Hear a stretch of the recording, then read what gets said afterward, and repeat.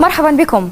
البرلمان يؤجل جلسته لعدم اكتمال النصاب، ومجلس الوزراء يخفق في إرسال الموازنة. فترة تمديد عمل البرلمان بالفصل التشريعي الجديد ستنتهي بعقد الجلسة المقبلة، لكن إذا تسلم البرلمان مشروع قانون الموازنة فلا يمكن أن يعطل إلا بعد تشريع الموازنة. التوقيت حرج ويهدد بتأجيل الموازنة التي تم وصفها بألمها الأضخم في تاريخ العراق إلى العام المقبل.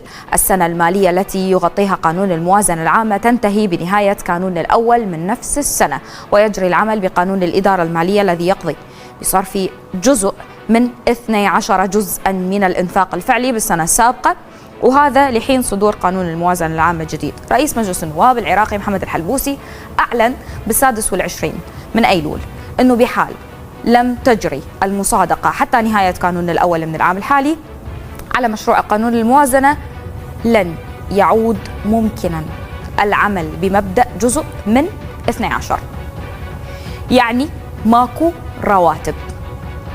وإذا فعلت الحكومة أي شيء من هذا القبيل سيكون هذا مخالفة متعمدة، وهنا نكون أمام أزمة حقيقية لحكومة السيد السوداني. مرحبا بكم.